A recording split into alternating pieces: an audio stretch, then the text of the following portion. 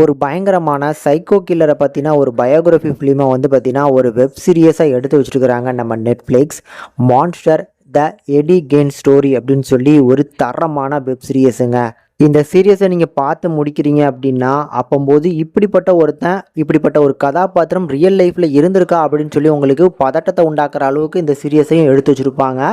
And also வந்து பார்த்தீங்கன்னா இந்த வெப் சீரிஸில் லீட் கேரக்டரில் அந்த சைக்கோவாக வந்து பார்த்தீங்கன்னா நம்ம சார்லி ஹேனம் தான் பண்ணியிருக்கிறாரு. வெறித்தனமான ஒரு பர்ஃபார்மன்ஸ். அந்த கேரக்டரை இவரை தவிர்த்து வேறு யாராவது பூர்த்தி பண்ணியிருக்க முடியுமா அப்படின்னா எனக்கு டவுட்டு தான். ஏன்னா அந்த மாதிரியான ஒரு பர்ஃபார்மன்ஸ். அதை தாண்டியுமே அந்த கேரக்டருக்கு இப்போ தமிழ் டப்பிங்கில் ஒருத்தர் பண்ணியிருக்காரு பாருங்க. ஸோ அந்த ஜெண்டருக்கு ஏற்ற மாதிரியே ஒரு தமிழ் டப்பிங் கொடுத்துருக்காங்க. செம்மையாக இருந்துச்சுங்க. கதை வந்து பார்த்திங்கன்னா நான் சிம்பிளாக இங்கே சொல்கிறேன். ஒரு திருநங்கையாக வாழ்ந்துட்டு இருக்கக்கூடிய எடி அப்படிங்கிற அந்த கதாபாத்திரம் வந்து அவனுக்கு அம்மா தான் உலகமே. அப்படிப்பட்ட அம்மா, அவனோட அண்ணன் சொல்லி எல்லாருமே இறந்து போனதுக்கப்புறம் அந்த இழப்பை தாங்க முடியாதவன் பயங்கரமான டிப்ரெஷனுக்குள்ளே போகிறான். அதில் ஒரு கட்டத்தில் அம்மாவே வந்து பார்த்திங்கன்னா இன்னும் சாகலை அப்படிங்கிற மாதிரி அக்செப்ட் பண்ணிக்கிட்டு ஸோ அவங்கள வந்து பார்த்திங்கன்னா திருப்பி மீட் எடுக்கிறதுக்காகவே ஒரு சில கொலைகள் பண்ண ஆரம்பிக்கிறான்.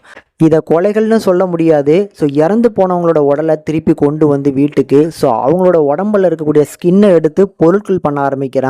ஸோ அப்படிப்பட்ட சைக்கோ கில்லராக இவன் மாறுறதுக்கான காரணம் என்ன? இவன் கதையை வச்சு ஒரு சில டேரக்டர் வந்து பார்த்திங்கன்னா படமாக்கணும் அப்படிங்கிற மாதிரியான முயற்சி வந்து 1950 நடக்குது. ஸோ அது எதுக்கு அந்த முயற்சி இந்த மாதிரிலாம் போகுது அப்படிங்கிற மாதிரி ரெண்டு பிளாட்டுமே வந்து பார்த்திங்கன்னா மிக்ஸ் பண்ணிங்க சொல்லியிருப்பாங்க. பயங்கரமாக இருக்கும். முகம் சுளிக்கிற மாதிரியான காட்சிகள்லாம் எக்கச்சக்கமாக இருக்குது. கொஞ்சம் தனியாகவே உட்காந்து பார்த்து என்ஜாய் பண்ணுங்கள்.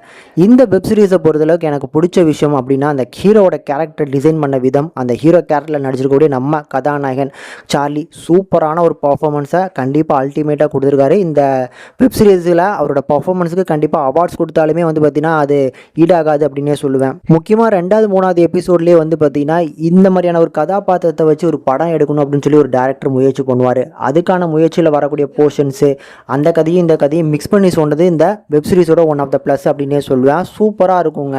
என்கேஜிங்காக இருக்குமா அப்படின்னு சொல்கிறத விட பயங்கர வந்து பார்த்திங்கன்னா சைக்கோத்தனமான ஒரு சீரியஸாக இருக்கும். உங்களுக்கு சைக்கோ கில்லர் சீரியஸ்லாம் பிடிக்கும் அப்படின்னா அதுக்கெலாம் அடித்தளம் போட்ட ஒரு வெப் சீரிஸாக இந்த சீரியஸ் கண்டிப்பாக உங்களுக்கு அமையும்.